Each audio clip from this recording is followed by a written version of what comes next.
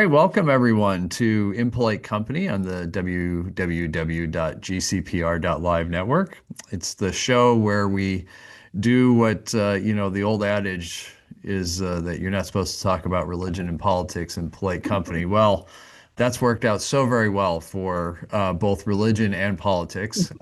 And so we talk about religion and politics, and we do it in a healthy way. I'm your host, Matthew Best. Together, we walk through honest dialogue. We ask difficult questions sometimes. We explore messy truths. We try to see the humanity, especially from perspectives that are different from each other. If you have a thought or a question, or you want to ask something or whatever, you can email me at contactimpolitecompany@gmail.com. Don't forget you can subscribe to past and future episodes on Apple Podcasts, Spotify, iHeartRadio, YouTube, wherever you get your podcasts. You can just search for Impolite Company, look for the logo. And if you'd like to dive deeper into some of the themes that we explore here, you can visit my blog, which is pastormatthewbest.com. And as always, if you appreciate what we do, want to support it, you can go to buymeacoffee.com/impolite company. So halfway through, I'll give you a little blurb also of some of the things that I'm trying to support. But for now, we're going to get into today's conversation. I'm really excited to welcome Ivy Schweitzer. Ivy, welcome. Thank you. And just as a brief bio, Ivy was born in Brooklyn and lives in Vermont and has taught American literature and women's studies at Dartmouth College. She writes about cultural identity and social justice from a feminist and Jewish perspective.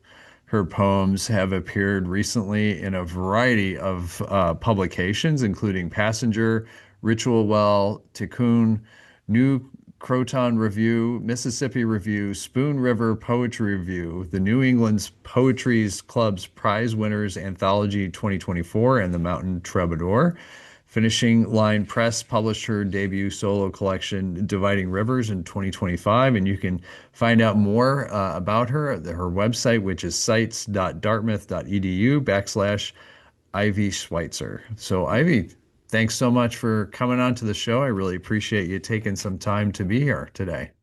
Thank you for inviting me. It's really an honor to talk to you and talk to you about poetry. That's right. You're my second poet that is on, and which is really interesting for me because for the longest time I had never been like a huge fan of poetry, but these conversations have really been very helpful to kind of diving in and taking, it's one of those things that just kind of, if you just go on your own, it's not always the easiest thing to get into. So I really have appreciated the previous conversation. I'm really looking forward to this conversation.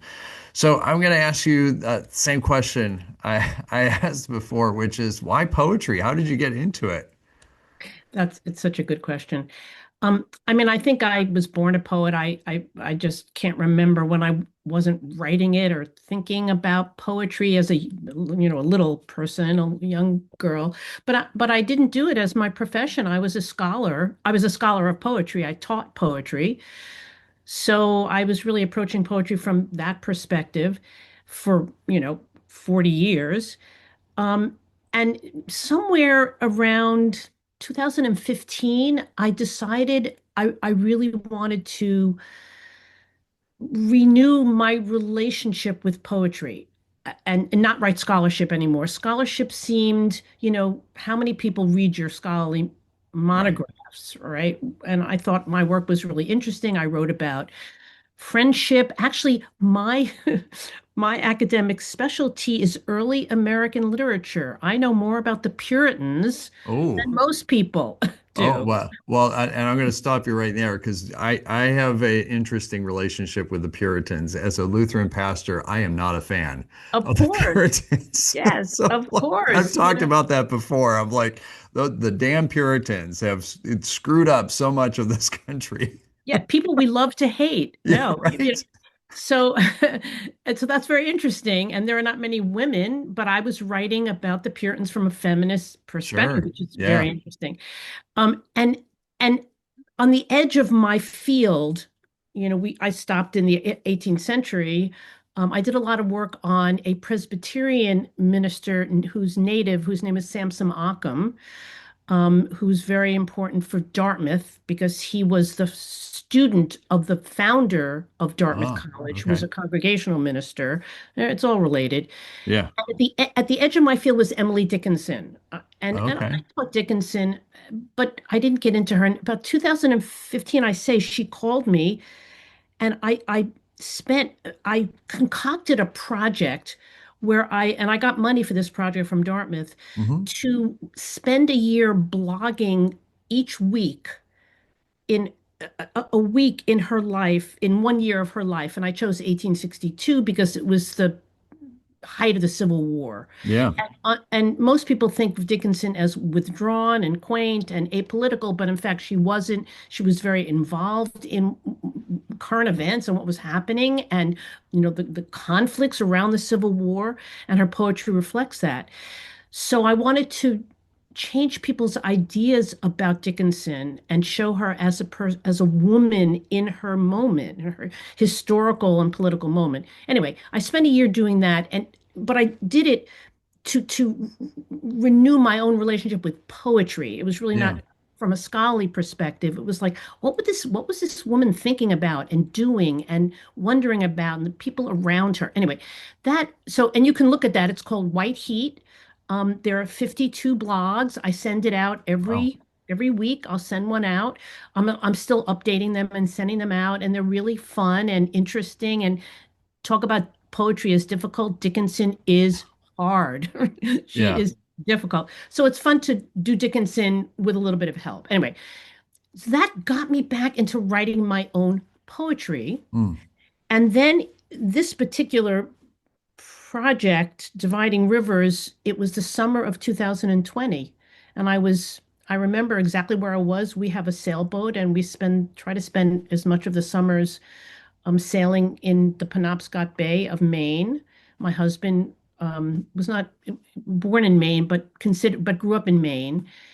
And I was reading all those books about the Black Lives Matter movement, White Mm. Fragility, and My Yeah. Grandmother's Hands, and how to be an anti-racist, and responding to them. And one night, the poems just started to happen. They did just like the muse visited, and I couldn't say no. When the muse knocks, you answer. Right. And you can't say no. I mean, I know it sounds a little hokey to people who don't experience that, but that's exactly what it's like. The Yeah. muse comes and she says, "This is what is you're doing now." And I remember getting up in the middle of the night. I was on a boat living, in the Uh-huh. V berth, kind of getting my computer out and typing into my computer these poems, several of which are in this volume, Dividing Rivers. So that was 2020. Okay. Why poetry? People read this book and said, "Oh, you're talking about racism and whiteness and its politics, and poetry is not appropriate." But poetry is the place where risk is the oxygen of poetry. Taking Mm. risks, Yeah. opening up new avenues of thinking, of ways of being, of ways of seeing. That to me, so that's what made poetry appropriate to me for this particular project. Yeah. Um, and I just, I felt called to do it. I don't know how else to really say it. Yeah. Oh, I get that. This is one of those things as someone who's a writer also, I, when you're talking about, when the muse calls, you sit down and write because otherwise it doesn't go away, right? It Or just it hounds goes you. away, or it goes away, and then you can't get that Right. inspiration again, right? Right. And and that's the bigger fear, Yeah. actually, right? I mean, because you got that moment. I know I'm a runner. And oftentimes, like things will come to me as I'm running. Mhm. And then the challenge is, oh, I still have 3 miles till I get home. Am I going to be able to hold on to that until I get back?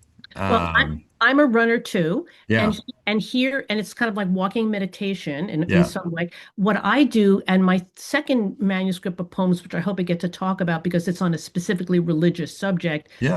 I'm rewriting the book of Genesis from Ooh. Eve's point of view. Oh, From wow. and these poems also came to me, and I would take my phone out and I would talk them into my phone. So Yeah, as I'm running or walking, I will have my voice memo on and I'm yeah, recording, and I will record the poem. So that's yeah, how I yeah. do.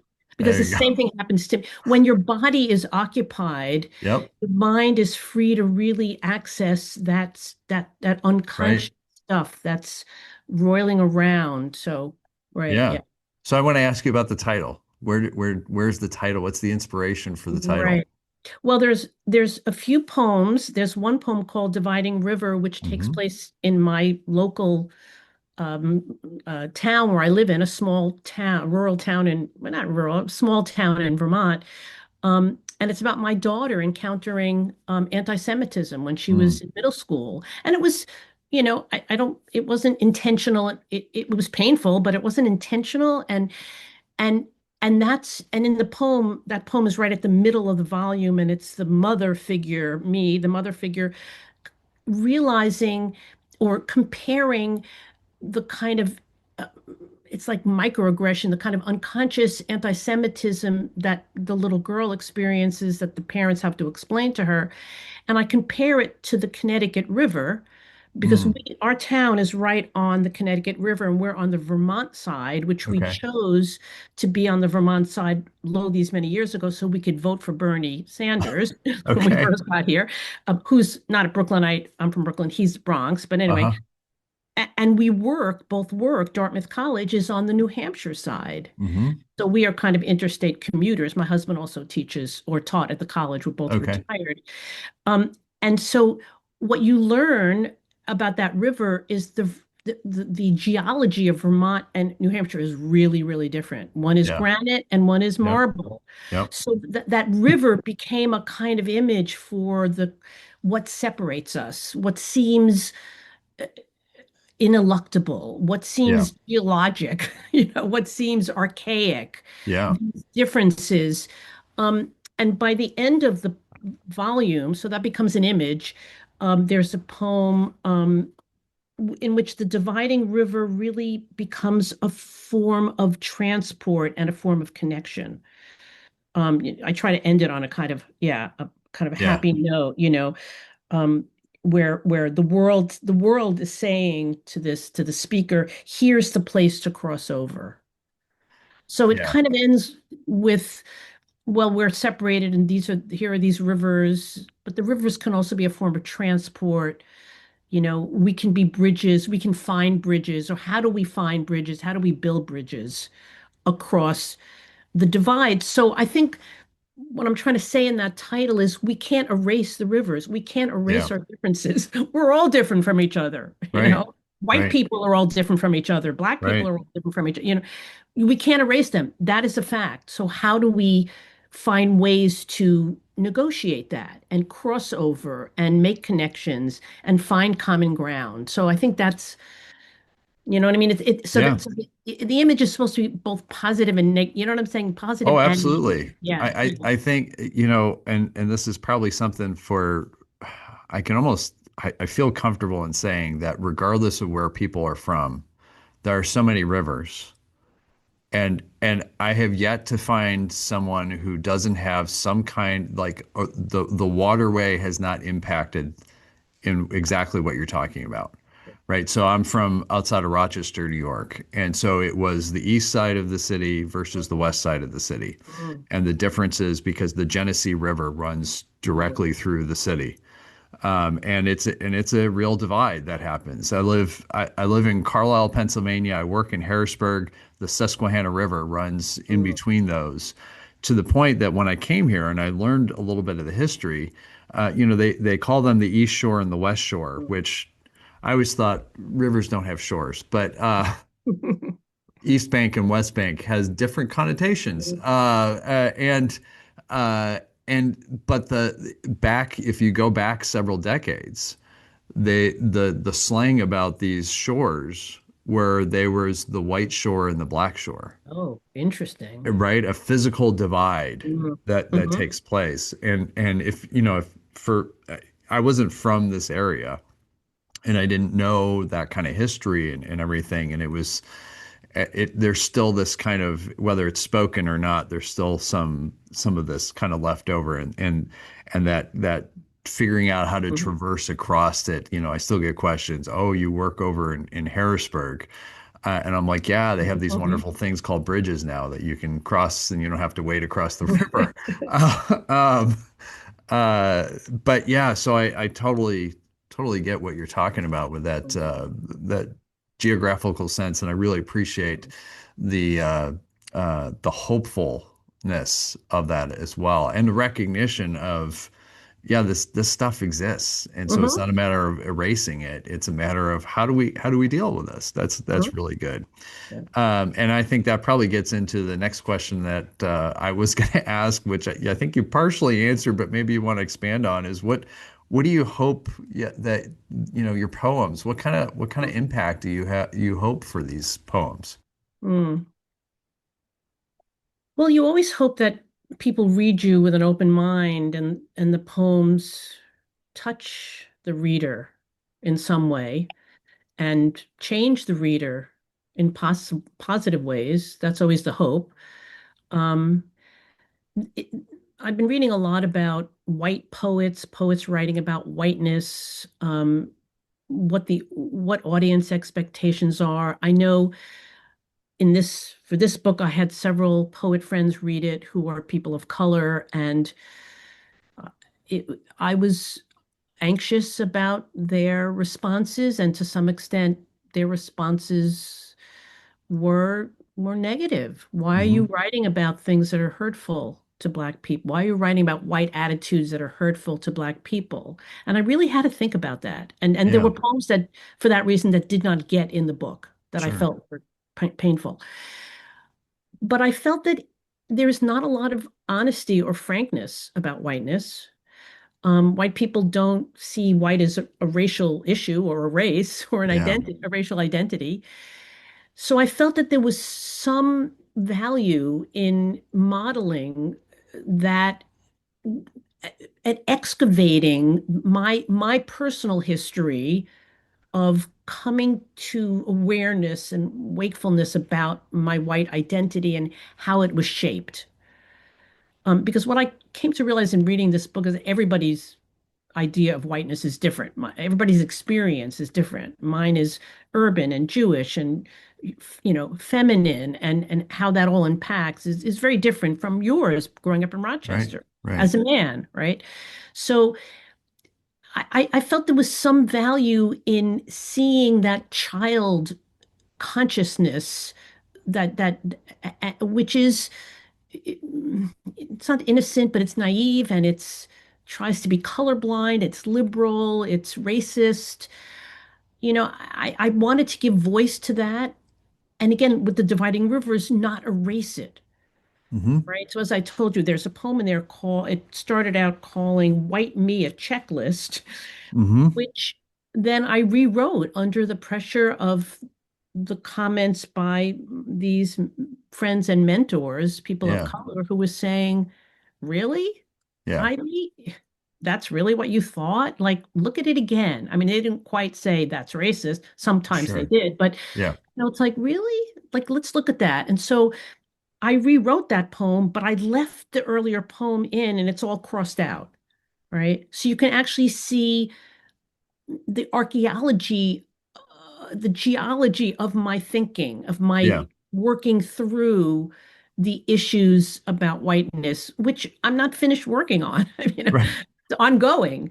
Right. So I guess the aim is that the honesty, that the risk allows other people to do some of the similar work. Yeah.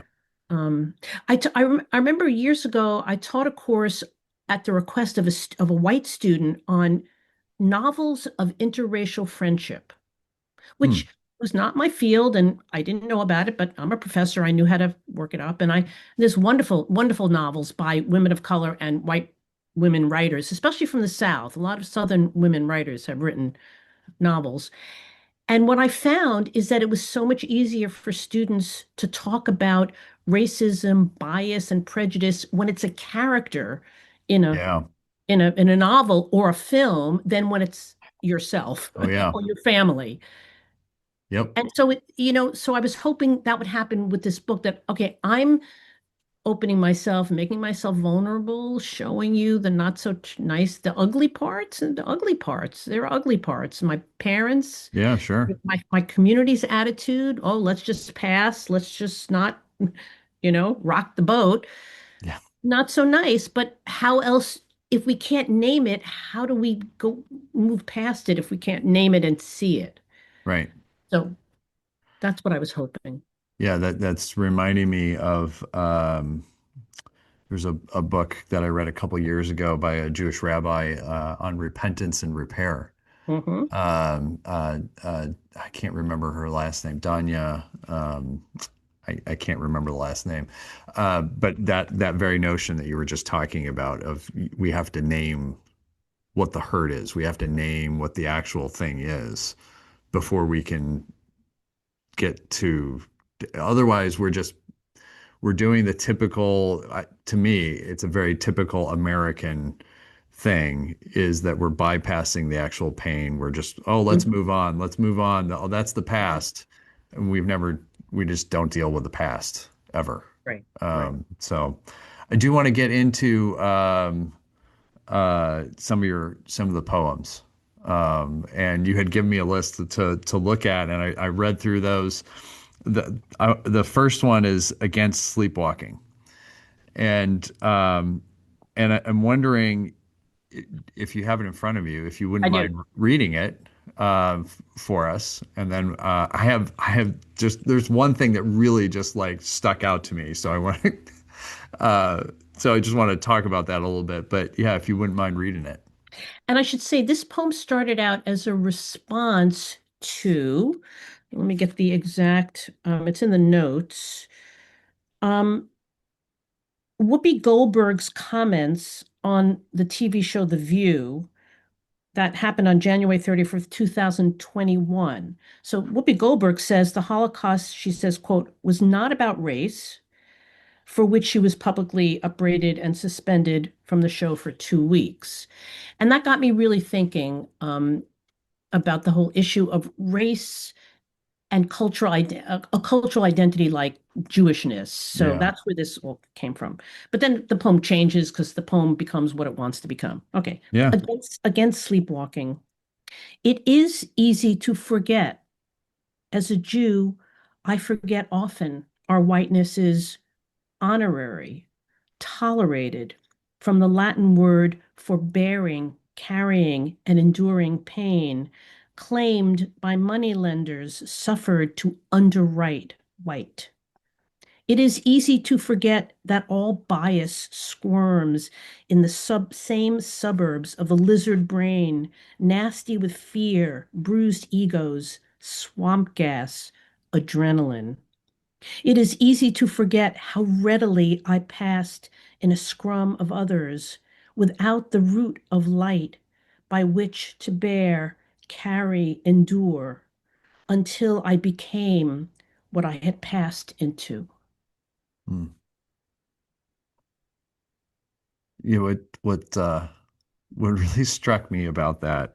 And first of all, I want to say with the poems that I read, they're very raw.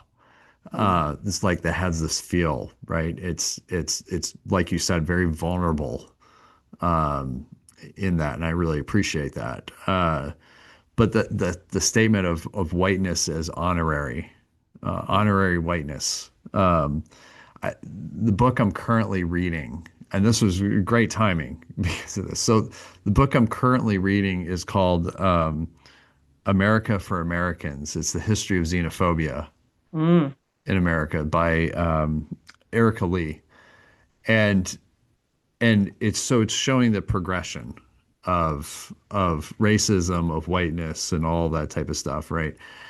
Starting all the way back in the colonial period.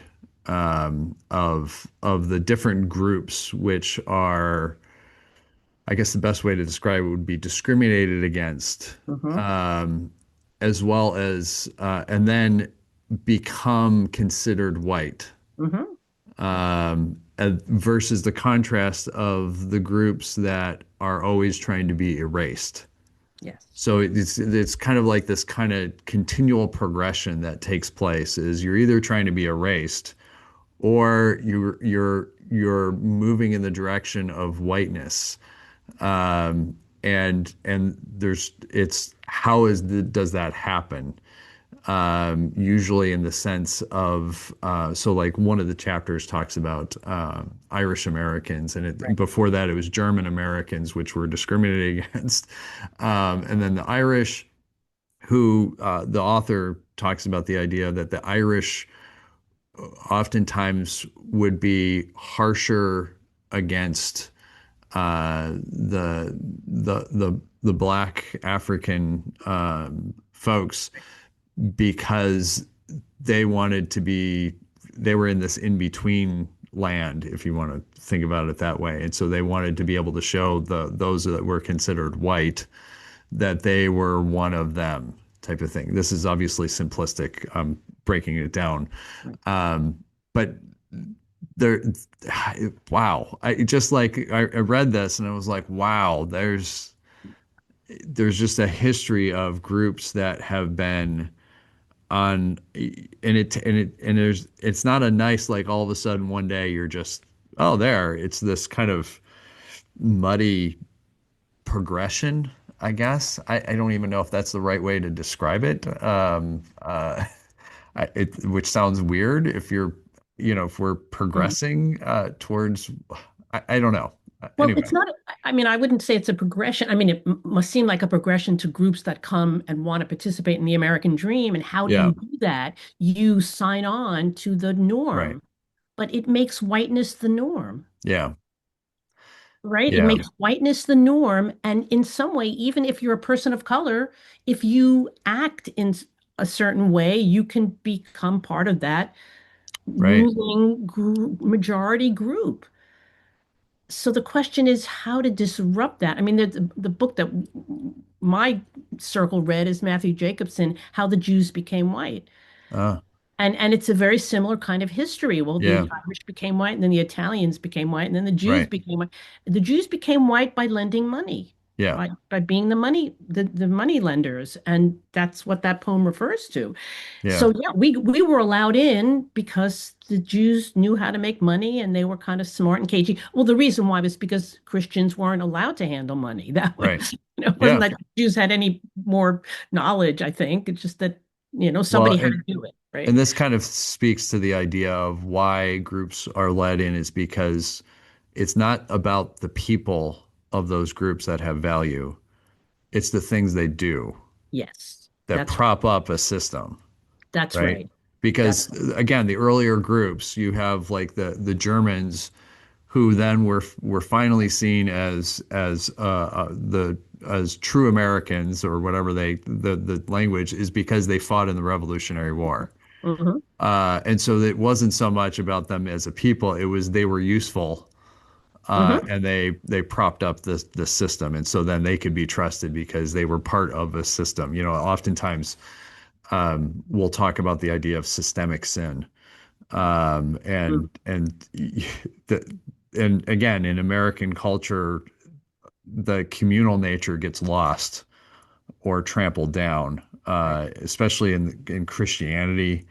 There's very much a focus on individualism, which is not healthy, and as far as I'm concerned, goes against historical Christianity and most other religions as well.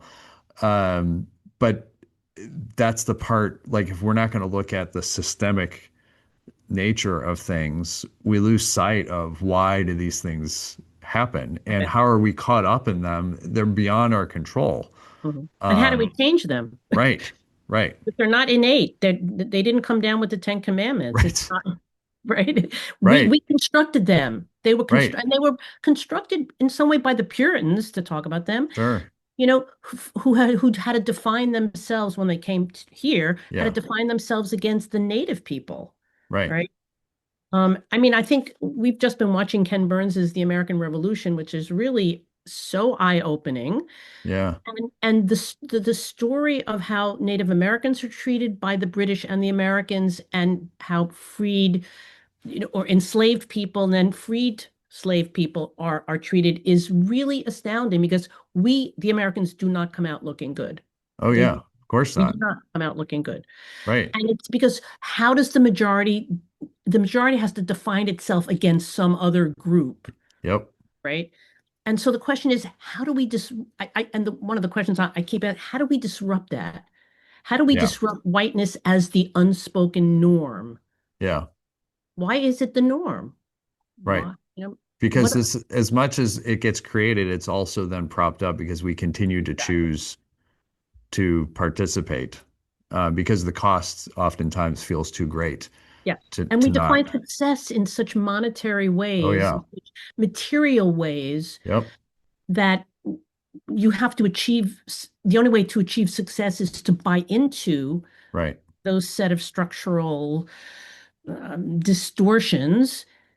And then you have a system, Well, which and seems inevitable, this but it's not. also this also ties into the myths that the Yeah. nation has, right? I mean, there's excellent books about the nation's myths and where they come about, and those are extremely powerful. And again, they're underlying, so they're not really necessarily, most people wouldn't point to them. But if you dig a little bit down, oftentimes that's what it comes down to, which gets into the idea of identity, which you were talking about, right? This is, I was watching a video earlier today about why the poor overwhelmingly voted for Donald Trump. And the person was making the argument it had nothing to do with, or the primary reasons were not about money, were not about this, Mhm. that, and the other thing. It has to do with identity. Mhm. Part of that is race, but part of that is the identity of like a rural poverty has an identity about it. And he was the person who saw them, for lack Mhm. of a better way, right? Mhm. And so it was this kind of locked into this identity type of thing. And identity is emotional.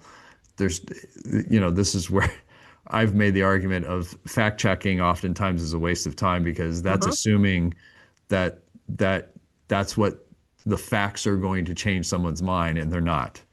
Mhm. If that were the case, Facebook would be a whole different experience. No, exactly, exactly. And that's what's brilliant about, I think, Resmaa Menakem's My Grandmother's Hands, is that he argues that racism is not about statistics, Right. rationality. It's in the gut. Yep. It's in some kind of, even like, genetic Yep. memory that we have. Yeah. And that's why it's so, and so then, to approach it, to unseat it, we have to appeal to the emotions. We Right. have to appeal to the gut, because that's Yep. really where it lives. And that's the lizard brain here, Yeah. the Yeah. suburbs of the Absolutely. lizard that's squirming. Oh. So Yeah. yeah, Well, and it's very hard to get there. And that's why, another reason why poetry, I think, works here, because it is about the emotions. It's about the animal body. It's about the feelings we yeah. have that are hard to put into words. Um, Well, and poetry, I know there's rules around poetry, and at the same time, there's a lot of leeway mhm, with it, and you can do things with it that you can't do in other type of narrative or other types of writing. right. So it's beautiful in that. So before we continue, I want to take a brief pause to tell, of course, things about that are close to my heart, places where what I call faith meets action. So the first is Christ Lutheran Church in Harrisburg, Pennsylvania, where I serve as the pastor. And it's more than a congregation, it's also a healing community where we host 3 free health clinics that have welcomed over 100,000 visits since 2018, and they go back about 25 years. And if you want to learn more, if you want to support the healing that goes on, I invite people to go to christharrisburg.org. And if you're in the area, I'm happy to give a tour of the clinics and the church. Otherwise, we're always looking for financial support, prayers, and everything. And we have special projects that go on. It's an incredible thing. Second is the Memorial Blanket Project. Every year, people from all over the country, and in fact, now we get blankets from other places across the world, create blankets and quilts for strangers. And we turn those into a massive art installation that draws attention onto homelessness. We talk about it. We have a podcast to go with it. There's well over 1,000 blankets. The next one is actually going to be on December 21st. So when this is airing, the blanket project is going on. This year it's going to be in Denver, Colorado. You can go to memorialblanket.org and you can find out about that. All the blankets are given away at the end of the night. And finally, if you're wrestling with the heartbreaking issue of gun violence, which is more than an issue, you can check out American Roulette. It's a novel that sparks honest conversation, doesn't offer any answers, because the focus is on seeing the humanity in the midst of this divide that goes on. And all of the proceeds go to organizations that address gun violence. There's also a free audiobook that people can go to if they go to AmericanRouletteBook.com. You can get a free audiobook of American Roulette. The voice actors donated their time for that as well. And we've got other things that we're hopefully going to be able to come out with for that. So American Roulette, you can find that wherever you get good books. So back to the show. All right. Thanks for giving me an opportunity to talk about some things I care about. And one thing you were talking about in the idea of a character, writing a character will oftentimes allow us to talk about things that, right? I mean, that's the idea with American Roulette. Mhm. Mass shootings are too difficult for people to talk about, but a fictional account gives a segue in to talk about a very difficult topic Mhm. and to then say, to see the humanity in that. So I really appreciate what you're talking about that. Um, And I should say, oh, I appreciate your efforts on that in the light of the Bondi Beach, right. um, shooting and Brown University. Yeah. This is just an epidemic that we need to really address. Well, and you know what? I saw a comment. Somebody was commenting on the Marco Rubio, Secretary of State, banning one of the fonts at the State Department, and they said it's amazing how we can quickly ban a font, but we don't take action on gun violence. Mhm. Um, I, Yeah. yeah, And that right. goes way back in our history as well. Oh, absolutely, it does. The Right. history of militias, et cetera. So it's very complicated. Yeah. Right, right. I want to see if we could also read. Man, time is just flying through. Because I know you also had some questions you wanted to address. So I want to highlight one additional poem, and it's Do Over, because I Hmm. think this really hits on an important topic. So if you wouldn't mind, give us a little context on that, and also if you would read it, please. Hmm. So this is the third in a longer, there are two series sequences of poems. This one is called Manchester, 1972, and it describes a foreign study visit. It wasn't a program. I went on as an individual to University of Manchester in England, and I spent the year there taking classes at the university. And this is one of the events that happened. I met a man who was at a university near Manchester who was from Guyana, which is considered a kind of West Indian country. I didn't know really any of this until I started writing these poems and started researching all of this. And what I realized is that his mother, and at some point in this relationship with this man who lived in Manchester, was at university there, we went down to, my sister came to visit, my younger sister came to visit, and we went down to stay with his mother who lived in London. And she was really not nice to me. She was very nice to my sister. It was really not nice to me, and I could never figure out why. And there's an earlier poem in which finally I say to him, "Why is she so mean to me?" And he said, "She doesn't like the fact that I have a white girlfriend." Mm. And this was like, I had never thought of this, Yeah, that sure. maybe black people don't like, a black mother doesn't want her black son to have a white girlfriend. So this was just a whole revelation to me, this whole relationship. And this poem, The Do-Over, is addressed to that mother whose name I cannot remember. Sure. This was like 50 years ago. Yeah, yeah. And it's a kind of, and this is a major theme in this book. Can we do things over? Can we do things and have a different end? Can we repair? How do we repair? How do we revise ourselves? How do we make ourselves different? So that's what this poem is asking. So it's called Do Over. You, Colin's mother, are probably long gone. I am stranded in the third decade of the 21st century, post-racial by some accounts, confronted by my failure of interest in who you were.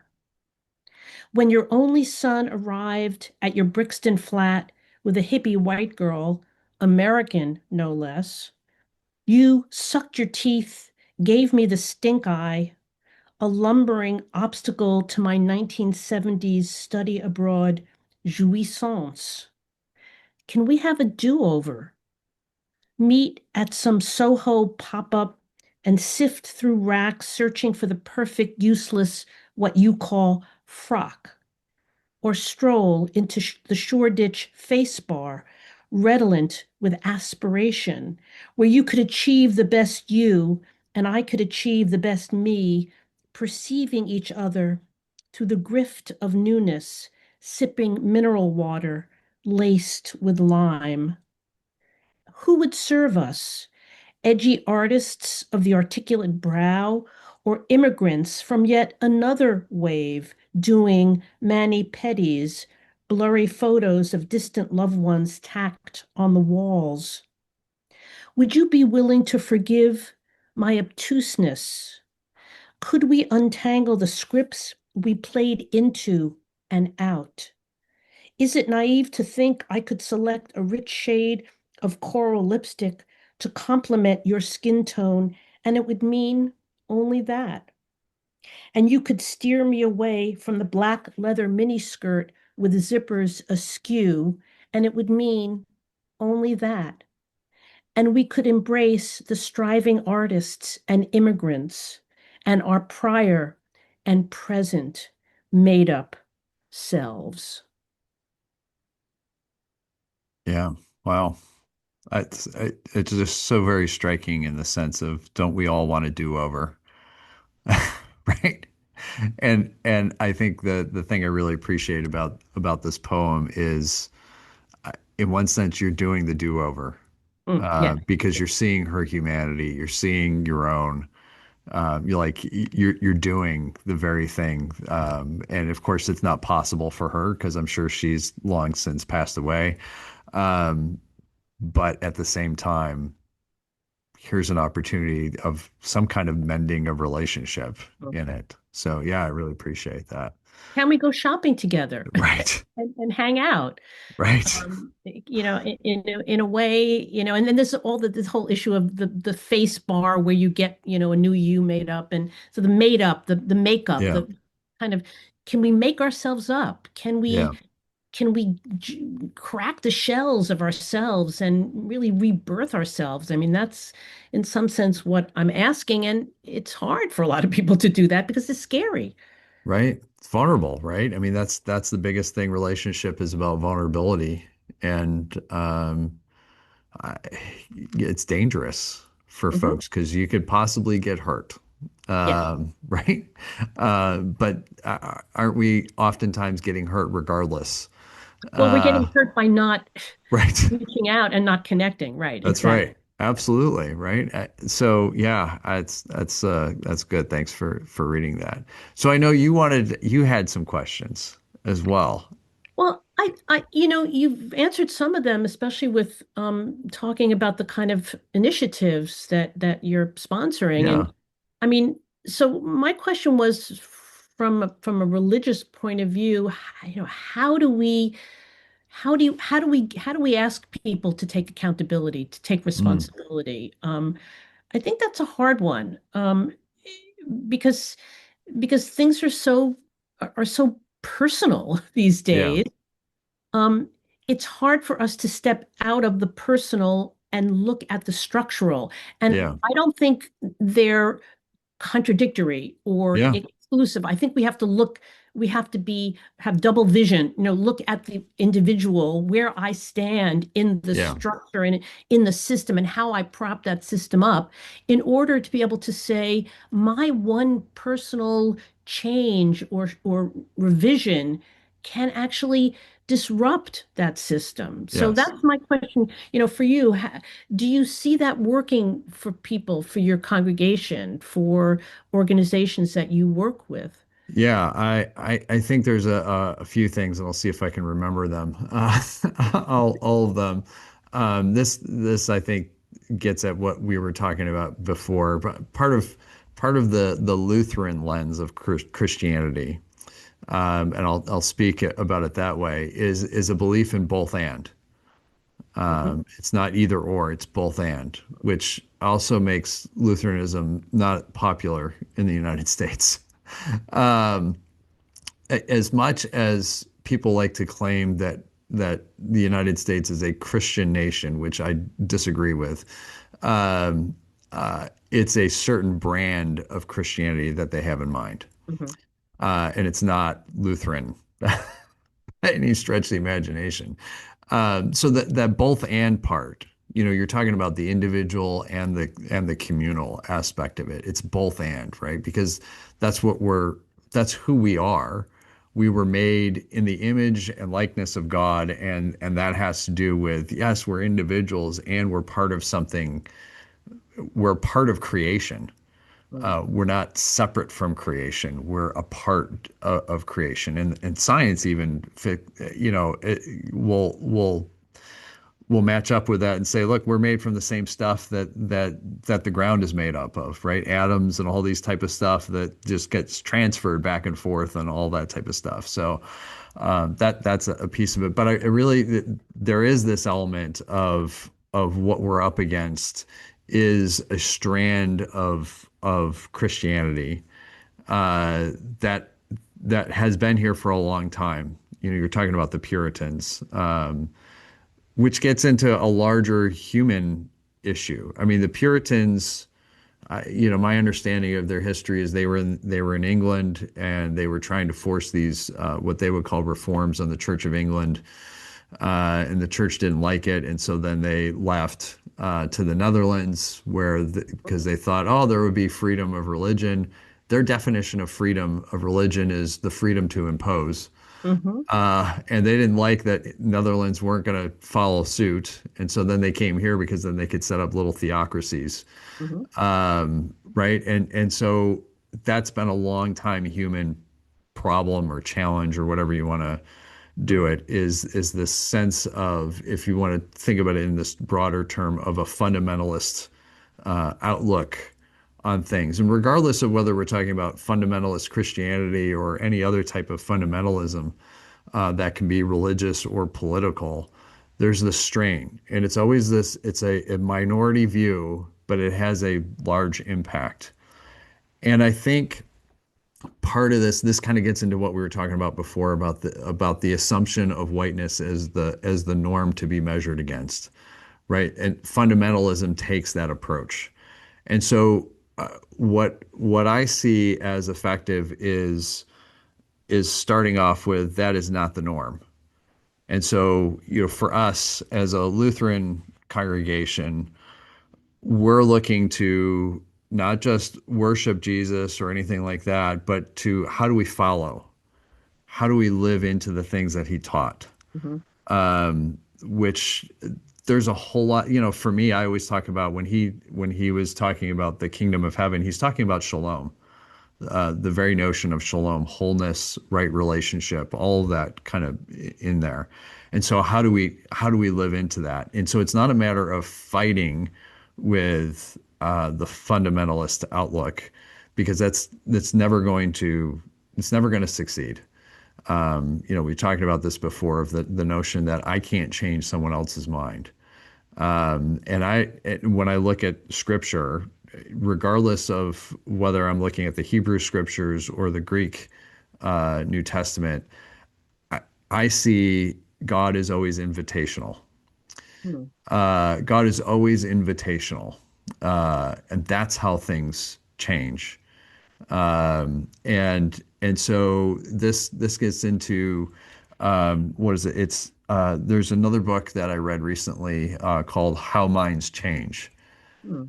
Excellent, excellent book.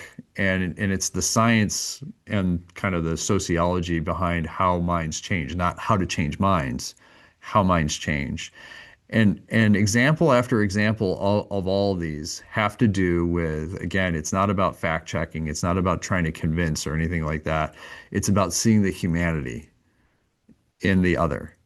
And so that means listening, and that means asking questions. As much as we may not want to hear what somebody has to say, can we see their humanity? Because if we can see their humanity, we have a better chance of seeing our own. And we can then see how are we more similar than we are different, kind of crossing that river, that divided river.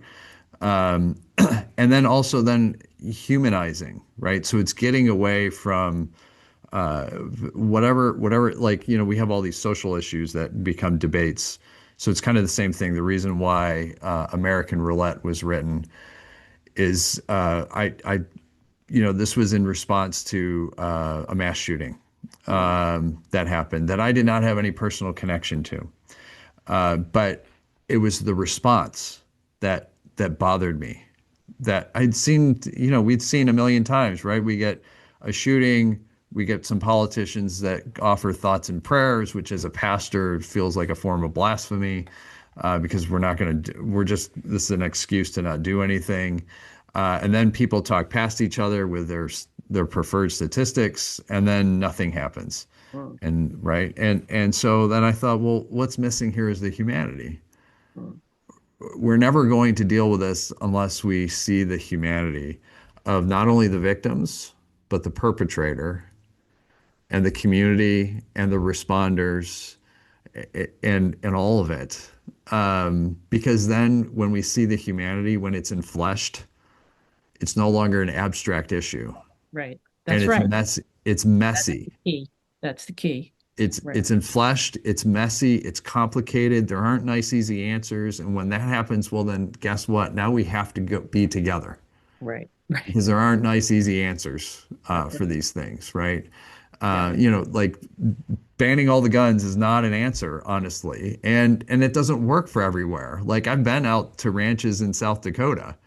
Well, in order to protect yourself, you need to have a firearm from dangerous animals. So like, it's not as simple as like that, that type of thing. But there are things that, gosh, can we at least do something to move forward? I mean, a Mhm. lot of other places have figured out how to deal with this. Right. Yeah. Yeah. I don't know if I Well, answered your question or no, not, no, but no. And that's really good. And I was wondering, I'd love to kind of end with a poem that I yeah, think responds to that and brings it together, if I can. Is yeah, that please. it's called In My Name. Um, it's the next to the last poem. It started out as not in my name, and it was a poem about Gaza and Israel and how upsetting that is all to me. Yeah, But it ended up going in another direction. But I think it answers and responds to some of the things you're saying. So in my name, plush on tongues that first called me my name's Yiddish endearment, Ivola. Sometimes even more intimate, just I, low and long in the mouth. I call to fish sticks and creamed corn. I called to have her headstrong hair brushed. So frequent, whenever grade school teachers uttered the word I snapped to attention, clung to that odd plant name through sneering serenades of the late 50s hit Poison Ivy. You're gonna need an ocean, bop doo wop, of calamine lotion. Bristled hearing it on another, seeing it signed on paper money by the second woman U.S. Treasurer. Names answering a sacramental call necessary for exorcism or blessing.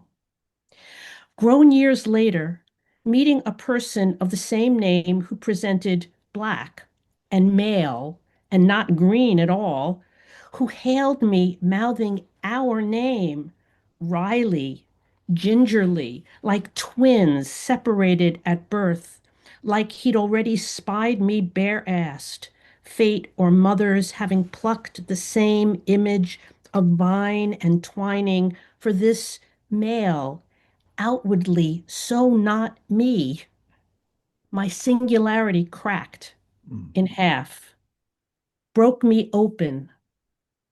But he inhabited us so well, I felt my eye doubling like dough, kneaded, punched down, and finally proofed. Nice. Yeah. So that's seeing the humanity, and it has to do, of course, it's the play on the names, Right. right? Right. Ivy, it's such a funny name. Yeah. Uh, and it was so startling to meet this person and Right. Of what course.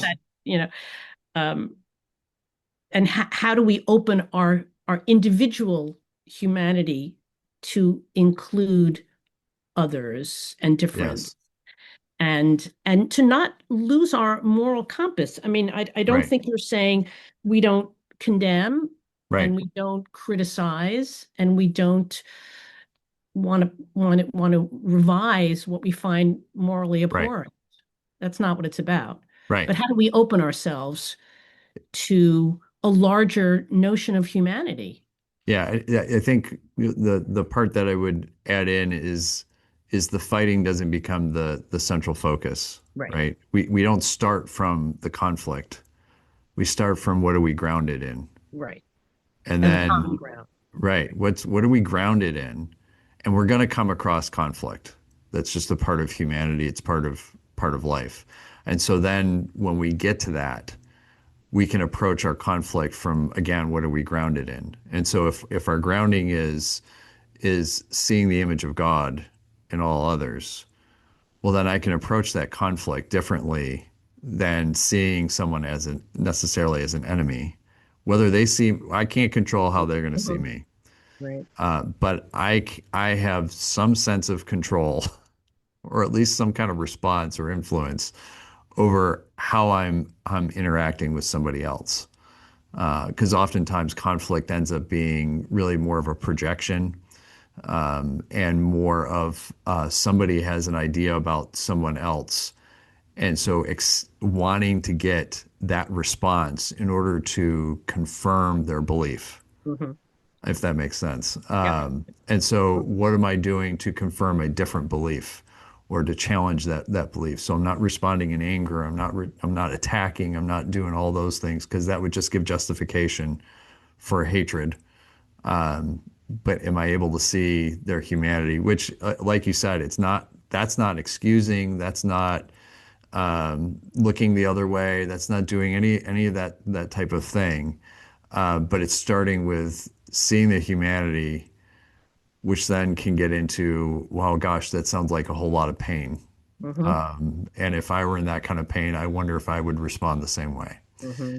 That's just one thing. Well, I love to keep going, but unfortunately, we're at the end of our hour. So Ivy, thank you so much for coming on. If people want to find this book of poetry, where can they find it? It's got a great cover too. I love the cover. Yes, Finishing Line Press. They can find it and they can order it. Just type in Ivy Schweitzer or Dividing Rivers. And also you can learn a lot more about what I do and what I've written from my author page, which again, just type in my name and it comes up through my Dartmouth email, my Dartmouth website, I should say.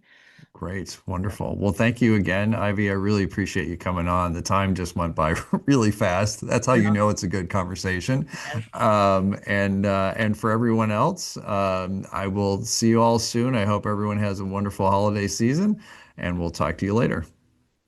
Thank you.